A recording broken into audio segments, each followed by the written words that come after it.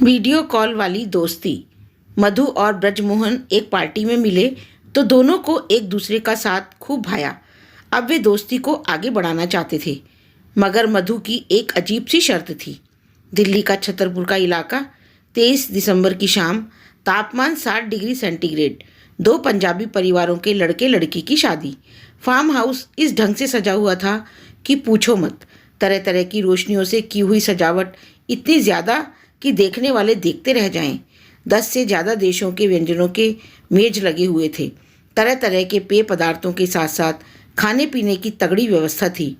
मैं पूरे farm house का चक्कर लगाकर स्वागत द्वार पर पहुंचा, जहां बारात दूल्हे के रथ के साथ अभी अभी आई थी। समय था रात के 11 बजे। मुझे मालूम था कि लड़के वाले अभी कम से कम आधा घंटा और नाचा गाना करेंगे और उसके बाद ही वरमाला की रस्म हो पाएगी। मैं कॉफ़ी के 3 कप पी चुका था। मैं शोर शराबे से दूर एक कैनोपी की तरफ चल पड़ा, जहाँ सर्दी से बचाव के लिए अंगीठी जल रही थी। वहाँ एक महिला बैठी थी, अकेली, अधेड़ उम्र की।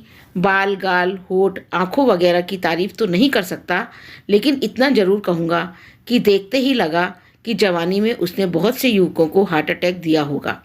अभी भी सुंदर और मनमोहक लग रही थी। पास पहुंचकर मैंने कहा, अगर आपको तकलीफ ना हो तो आपके पास बैठ जाऊं? तकलीफ मुझे नहीं, सोफे को हो सकती है, उसने कहा। उससे इजाज़त ले लीजिए। रही बात मेरे साथ बैठने की तो माफ़ कीजिए, मैं उसकी अनुमति नहीं दे सकती। हाँ, आप सामने बैठ सकते हैं ताकि बात करते हुए एक दूसरे को ढंग से देखा जा सके, महिला ने कहा। सच कहूँ तो मुझे इस प्रकार के बेबाक उत्तर की कतई भी उम्मीद नहीं थी। बहुत बहुत धन्यवाद। लगता है अब बाकी की शाम, अगर इसे शाम कह सकते हैं, तो आपसे बातें करते आसानी से गुजर जाएगी। मैंने कहा, लोग मुझे माथुर के नाम से बुलाते हैं और मैं इस शादी में अपने बेटे और बहू के साथ आया हूँ। सच पूछो तो ज़बरदस्ती लाया गया हूँ। बच्चे कहने लगे कि कुछ दिनों के लिए आए हो हमारे पास, साथ चलो। अकेले घर में बैठकर क्या करोगे?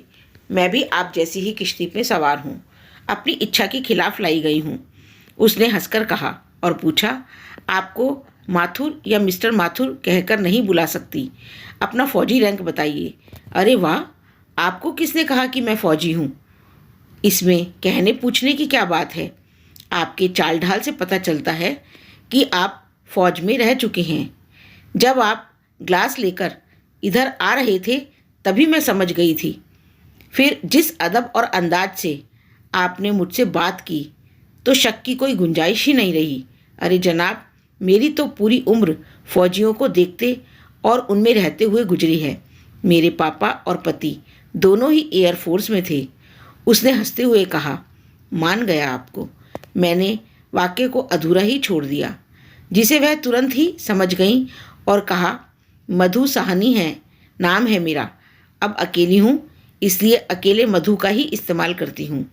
आप भी मुझे मधु कहकर बुला सकते हैं, पर आपने अपना रैंक नहीं बताया। अब रैंक कहाँ? पहले ब्रिगेडियर था, पूरा नाम है ब्रिगेडियर ब्रजमोहन माथुर, अति विशिष्ट सेवा मेडल, भूतपूर्व सैनिक, मैंने कहा। और फिर मजाक के लहजे में कहा, हर बार इतना बड़ा नाम कैसे लेंगी? आप मुझे माथुर या फिर बीएम कुछ भी कह सकती हैं, जो आपको कहने में ठीक लगे। यह आप कहाँ से आ गया? तुम कह सकते हो। अगर कभी मधु न कहना हो तो वैसे भी मैं आपसे उम्र में छोटी ही लगती हूँ। चलो ठीक है, पर यह तो ठीक नहीं कि मैं तो तुम्हें तुम कहूँ और तुम मुझे आप। छोटे बड़े की बात छोड़ो और बराबरी की बात करो, मैंने कहा। तो उसने हंसकर कहा, बात तो तुम ठीक करते हो बीएम साहब। यह तो वही बात हुई कि आसमान से गिरे और खजूर में अटके। तुमने आप छोड़ दिया लेकिन साहब लगा दिया। सीधे सीधे बीएम कहो, अच्छा लगेगा। मंजूर। चलो यह बताओ, रहते कहाँ हो, करते क्या हो?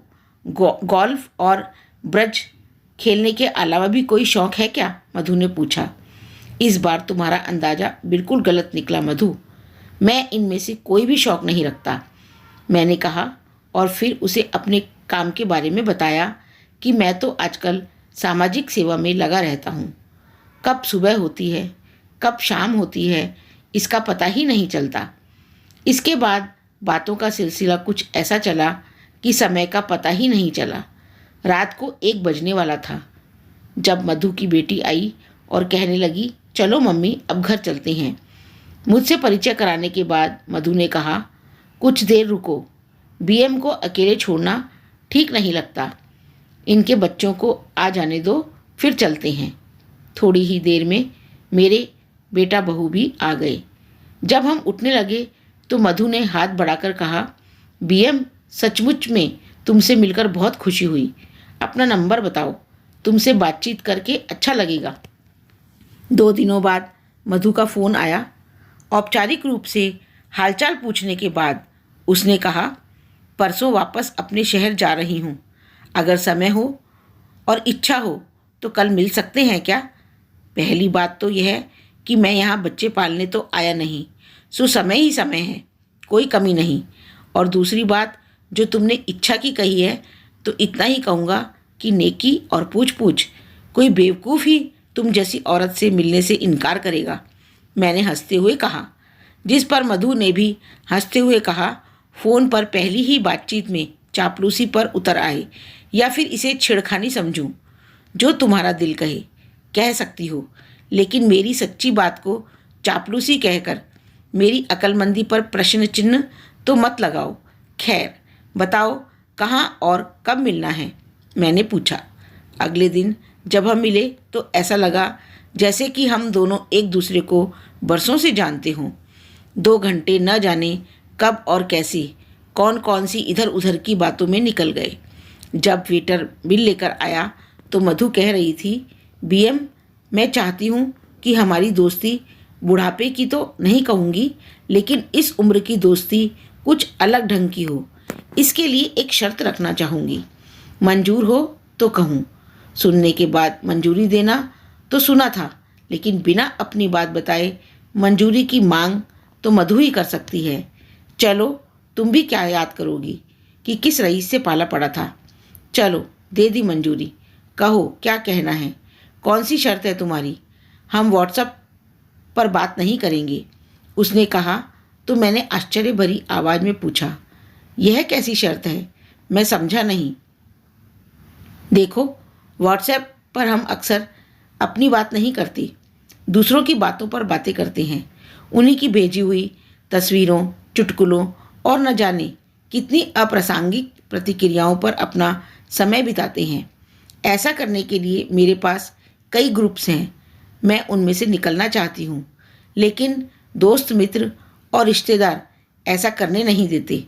मैं तुम्हारे साथ इस व्यर्थ की बातचीत में नहीं पड़ना चाहती। मंजूर हो तो आगे कुछ कहूँ। हाँ बोलो, मैं तुम्हारी बात से सहमत हूँ। और फिर तुम्हारी शर्त मैं पहले ही मंजूर कर चुका हूँ। और तुम तो अच्छी तरह से जानती हो कि कोई भी फौजी कभी भी अपनी बात से कभी नहीं मुकरता। हम फ़ोन पर बात किया करेंगे। व्हाट्सएप का इस्तेमाल मैसेज भेजकर बातचीत का समय तय करने के लिए किया जा सकता है, और किसी बात के लिए नहीं। ठीक है, मैंने कहा। फिर हम उठकर रेस्टोरेंट से बाहर आ गए और हाथ मिलाकर अपने अपने घरों को चल पड़े। कुछ दिनों बाद मैंने पहला मैसेज भेजा, यह जानने के लिए कि कब बात की जा सकती है। कभी भी शाम के 5 बजे के बाद। मधु का कुछ ही देर में उत्तर आ गया। बात शुरू हुई तो एक दूसरे का हालचाल जानने के लिए, लेकिन कब मौसम की जानकारी के आदान प्रदान और विश्व की समस्याओं से होते होते एक दूसरे की दिनचर्या पर चली गई, पता ही नहीं चला। हम दोनों ने एक दूसरे की ज़िंदगी के बारे में जाना और अपने अपने जीवन साथी को खोने के बारे में भी खुलकर बात की। फ़ोन पर पहली बार इतनी लंबी और मज़ेदार बात होगी, इसका अनुमान न मुझे था और ना ही मधु को। इसके बाद तो बातचीत का सिलसिला शुरू हो गया, लेकिन इसमें थोड़ी सी कठिनाई होती थी। बातचीत कब की जाए, इसका फैसला करने में ही बहुत सा समय निकल जाता था, क्योंकि जब मुझे समय होता था तब मधु किसी काम में लगी होती थी, और जब वह फ्री होती थी तब मैं किसी काम में व्यस्त होता था। निर्णय इतना बढ़िया रहेगा, मुझे इसका अंदाज़ा नहीं था। मैं एक बार फिर से जवानी के दिनों में पहुंच गया, क्योंकि अब मुझे उस दिन और उस समय का 2-3 दिन पहले से ही इंतज़ार रहने लगा। जब यह बात मैंने मधु को बताई तो उसने अपने अंदाज में हंसकर कहा, सच कहूँ इंतज़ार तो मुझे भी रहता है। इसका मतलब है बेकरारी दोनों तरफ बराबर है। इस पर वह कहने लगी, ऐसी बात है तो नहीं, लेकिन अगर तुम ऐसा समझते हो तो तुम्हारी सोच को तो मैं रोक नहीं सकती। पर इतना ज़रूर कहूँगी कि किसी शायर के शेर की टांग को मत तोड़ो। ज़हीर दहलवी का सही शेर है, चाहत का जब मज़ा है कि वो भी बेकरार हों, दोनों तरफ हो बेकरारी बराबर लगी हुई। तो इसका मतलब है कि जनाब को तो शेर व शायरी का भी शौक़ है। मैंने कहा तो मधु तपाक से बोली, तो तुमने भी इस शौक़ को पाल रखा है? मुझे मालूम नहीं था। चलो अच्छा है, खूब जमेगी। जब मिल बैठेंगे दीवाने दो। मिलने तक इंतज़ार करेंगे तो मर नहीं जाएंगे क्या? मुझे यकीन है मधु कि इस बात को तुम भी मानोगी कि कुछ बातें ऐसी भी होती हैं जो कहीं नहीं जाती, या फिर कहने में उतनी असरदार नहीं होती जितनी लिखकर बताने में होती हैं। क्या हम कभी कभी ऐसी बातों को लिखकर एक दूसरे से शेयर नहीं कर सकते? जब मैंने पूछा तो उसने कहा, हाँ क्यों नहीं, लेकिन व्हाट्सएप पर नहीं। तुम चाहो तो ईमेल का इस्तेमाल कर सकते हो। अगर मैं कहूँ कि ईमेल नहीं, स्नेल मेल कैसा रहेगा तो क्या कहोगी? मेरे इस प्रश्न पर मधु ने पूछा, स्नेल मेल से क्या? तुम्हारा मतलब डाक से पत्र व्यवहार का है क्या? जब मैंने हाँ कहा तो वह खूब खुलकर हंसी और कहा, अब इस उम्र में फिर से क्यों, तुम्हें प्रेम पत्रों की याद आ गई क्या? लिखे थे कभी? छेड़खानी भरे अंदाज में मैंने प्रश्न किया। कभी का क्या मतलब?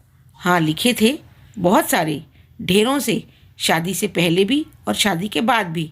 जब मेरे पति 5 महीने के लिए रूस गए थे तब तो हर दूसरे दिन एक पत्र लिखा जाता था, और जानते हो हर एक पत्र को क्रम संख्या दी जाती थी, क्योंकि एक दूसरे का पत्र मिलने में 10-15 दिन लग जाते थे। एक और मज़ेदार बात उन दिनों की, उनके वापस आने के 15 दिनों तक इनके लिखे पत्र आते रहे, जिन्हें हम दोनों साथ बैठकर पढ़ते थे और खूब मज़े लेते थे। मैं पत्रों की बात कर रहा हूँ, प्रेम पत्रों की नहीं। अच्छा बताओ, अगर पहल मैं करूँ तो जवाब दोगी? जब मैंने पूछा तो मधु का स्पष्ट उत्तर था, अब दोस्ती की है तो ज़रूर निभाऊंगी। अब हमारी साप्ताहिक बातचीत बिना किसी झिझक किसी भी विषय पर होती थी, लेकिन इसमें कभी भी प्यार, इश्क जैसे शब्दों का हम दोनों ने कभी किसी ने भी इस्तेमाल नहीं किया, और न ही कभी व्यस्क चुटकुलों को इस बातचीत में आने दिया। लेकिन हाँ, बचपन की शरारतें और जवानी के किस्से ज़रूर बातों में शामिल हो गए थे। एक दिन जब मैंने कहा, मधु तुम्हें पहली बार फार्म हाउस में देखकर जो बात मेरे दिमाग में सबसे पहले आई थी वह थी, खंडहर देखकर लगता है कि इमारत कभी बुलंद थी। वह अपने जाने पहचाने अंदाज में ठहाका मारकर बोली, लगता है तुम्हारे दिल और दिमाग में कोई तालमेल नहीं है। अरे भाई, अगर दिमाग में सोचा था तो दिल से आवाज़ क्यों नहीं निकाली थी? एक दिन बातों बातों में यूं ही अचानक मधु ने पूछा, तुम्हारे उस पत्र का क्या बना? जब मैंने कहा कि कौन सा पत्र, तो उसने प्रश्न करते हुए कहा, भूल गए क्या? जब मैंने कहा कि हाँ सच कह रहा हूँ, मुझे कोई खबर नहीं कि तुम किस पत्र की बात कर रही हो। मुझे किसी भी पत्र के बारे में कुछ भी याद नहीं। तब मधु ने याद दिलाते हुए कहा, ईमेल, स्नेल मेल, कुछ याद आया क्या? अरे अरे, क्या हो गया मुझको समझ में नहीं आता कि कैसे मैं इतनी प्यारी सी बात भूल गया। तुम्हारे सामने होता तो शायद कह भी देता कि खूबसूरत बुद्ध को देखा तो याददाश्त खो बैठा। लेकिन अब क्या कहूँ? फिर थोड़ा सोचकर मैंने कहा, इस भूलने की खूबसूरत सज़ा मैं अपने आप को दे रहा हूँ। कल ही मेरा पहला पत्र तुम्हारे घर की ओर रवाना हो जाएगा। यह कि ना कोई ढंग की बात इतने दिनों बाद। जब मधु ने कहा तो मैंने कहा, जब कभी भी यह दिमाग चलता है तो सिर्फ चलता ही नहीं दौड़ता है। एक और ढंग की बात कहूँ, बुरा तो नहीं मानोगी? BM, तुम तो ऐसी भूमिका बांध रहे हो जैसे कि शादी का प्रस्ताव पेश करने जा रहे हो। कहो क्या कहना चाहते हो? फरियाद कर रही है यह तरसी हुई निगाहें। देखे हुए किसी को जमाना गुजर गया। जब मैंने कहा तो मधु का उत्तर था, शेर तो अच्छा है, कहना क्या चाहते हो? मेरे शहर में आने का विचार है क्या? नहीं, ऐसा कुछ नहीं है। मैं तो एक छोटा सा सुझाव देने वाला हूँ। हम फ़ोन पर साधारण बात करने की जगह पर वीडियो कॉल नहीं कर सकते क्या? जब मैंने पूछा तो मधु बोली, बस इतनी सी बात कहने के लिए घबराहट हो रही थी। मैं तो सोचती थी कि ब्रिगेडियर साहब ने अपने फौजी जीवन में बहुत सी कठिन परिस्थितियों को बिना किसी घबराहट के आसानी से निपटा लिया होगा। और फिर हंसकर कहा, परमिशन ग्रांटेड। एक ही दिन में दो अच्छी बातों का होना, पत्रों के आदान प्रदान का सिलसिला और फिर वीडियो कॉल्स के माध्यम से बातचीत। पता नहीं क्यों मुझे लगा मानो पतझड़ में बाहर आ गई हो। जब मैंने यही बात मधु से कही तो उसने कहा, इतनी बाहर भी नहीं आई, क्योंकि जैसे हम सप्ताह में एक बार बात करते हैं वैसे ही महीने में एक बार ही वीडियो पर बात किया करेंगे। कोई शक, कोई सवाल? मधु ने फौजी अंदाज में लेकिन मेरी टांग खींचते हुए पूछा। उत्तर में मैं सिर हिला दिया। क्षण भर के लिए मैं यह समझ बैठा था कि हम वीडियो कॉल पर हैं और मधु मेरी नहीं में दी गई स्वीकृति को समझ जाएगी। यदि यह कहानी अच्छी लगी तो इसे लाइक, सब्सक्राइब और शेयर ज़रूर करें। धन्यवाद।